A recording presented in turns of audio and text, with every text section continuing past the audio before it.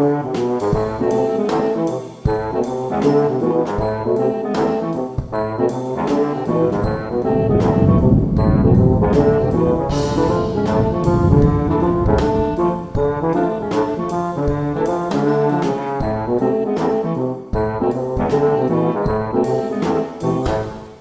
everybody, this is TimeRider, and I'm still working on my bench, and I'll talk a little bit more about that later. And as I told y'all once before, I have some videos kind of in the can already that I just need to put finishing touches on, like this one didn't ever have any narration, so I'll be doing that today. But anyway, it is the Hot Wheels C6 Corvette. They made it from 2011 until today. They've done all kinds of things, made race cars out of it. I purchased mine at a swap meet for $1, and this particular version was issued in 2011. I'm going to do a little bit of custom work on it today, so stick around. So it was pretty typical casting, modern day, with a plastic bottom. Had some kind of ugly police tampos that had been partially removed. I found out a long time ago that, you can center the hole a lot better if you at least drill a pilot before you go into the big drill. I know a lot of people heat these up to get the bottom off. I guess I don't really know how it's any different destroying the hole with a drill. But anyway, you wind up with four pieces with a set of wheels,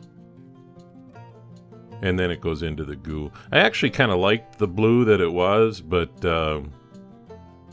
as with most scale, if you look at it, the metal flakes are so big they almost look unrealistic.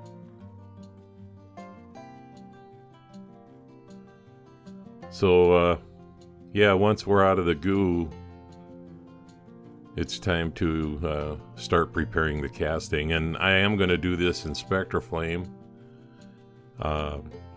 It was one of my earlier Spectraflame cars, actually. I've just sort of had it sitting on the shelf. Finally decided to finish up the video. But anytime you're going to do Spectraflame, the preparation of the casting is really what it's all about. So my preparation always starts with a wire wheel.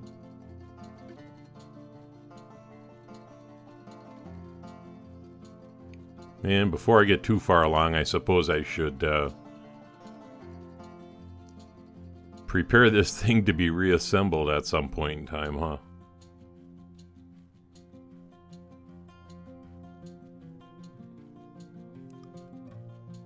And we've got the my Anderson oiler from Transport Graphics, the vehicle wrap specialists.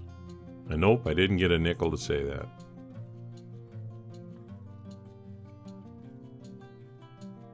And as always, if you feel the tap starting to bind, you can back up a little bit. You don't always need to do it, but you can. And of course, a 2-56 button screw with a hex head, because I do have to put the thing back together at some point in time.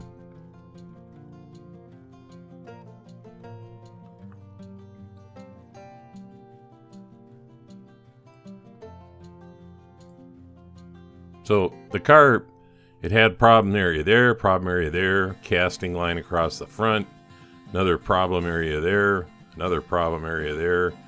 I mean, these areas can all be, fixed fairly well, but if you want to do it good, you can't really just paint on them right now. And,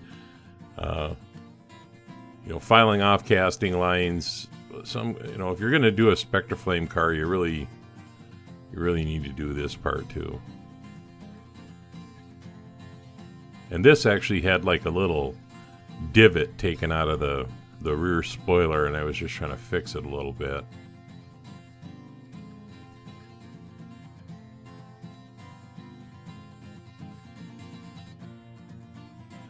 One of the big casting lines ran, as is pretty typical with these kinds of things, it ran right along the curve of the fender. So if you're gonna do this kind of work, you need to get good at filing on uneven surfaces.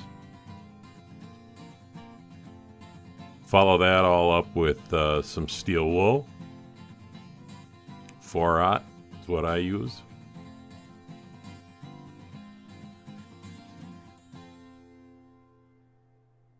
And then, for me, it's all about, taking time to polish it. One thing polishing does is it shows you where your flaws are.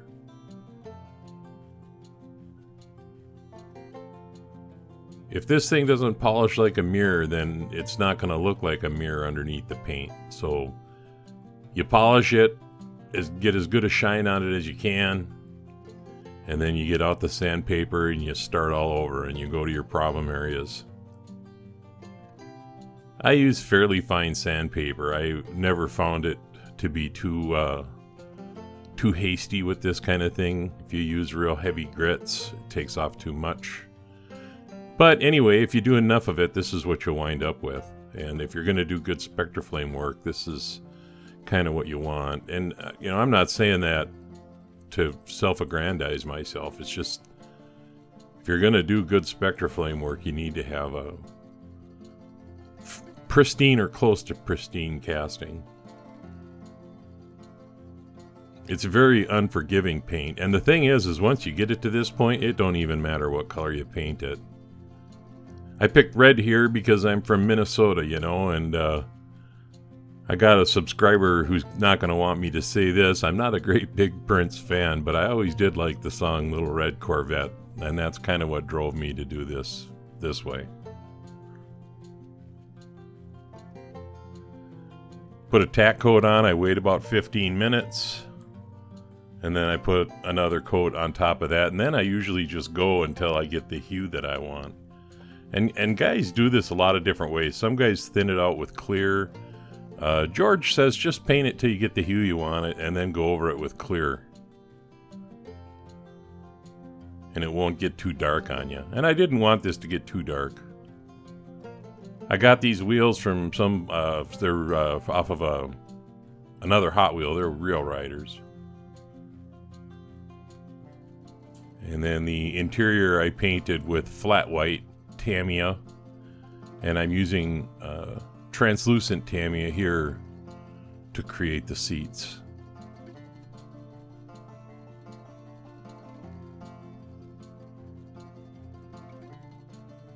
I painted the dashboard black. I don't have any footage of that. You kind of get the idea. And then we're back to where we started. So again, I think this is a really nice little casting. I don't care for the tampos, and I don't know, for whatever reason, the modern day plastic wheels do nothing for me. I do need to qualify something that I said, because I don't want to give anybody the impression that there's only one way to use Spectraflame paint. I mean, you can use the Redline Shop base coat if you have a really chipped up casting, and that base coat can help you mask all those chips and give you a good surface to lay the Spectraflame on. But then it's probably going to look more like this. And if you want to paint it on raw metal, I think that you have to have that casting super polished. And then what happens is you wind up with a result that looks something like this.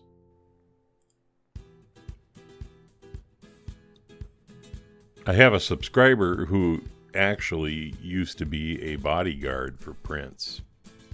And I told him the other day it just seemed like I was hearing Prince on the radio all the time.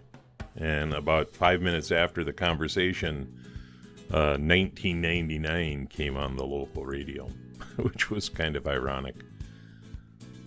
I think this model turned out really good. Those are Real Riders. I would have loved to have had some Redline Real Riders, but those are Blue Line Real Riders, so I turned the blue lines in. And I felt no need to try to detail it. I was going for kind of a Sweet 16 look here after a fashion.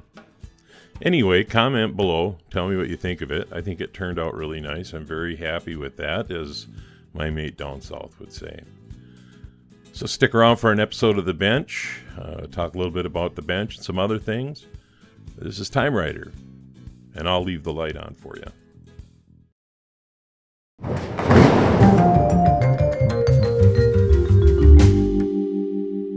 Hey everyone, thanks for sticking around for this edition of The Bench.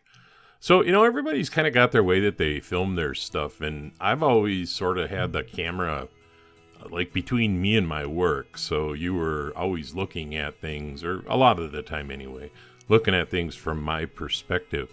It was a cumbersome way to do things, so I made this camera mount, and in the new version of The Bench, that's actually going to be mounted to the wall.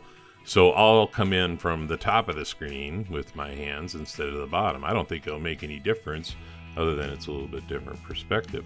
And I also kind of had to put everything on hold because I needed these grommets. I was waiting for these grommets, and they were supposed to show up on Friday, and then they didn't show up until today. So I'm going to start drilling some holes.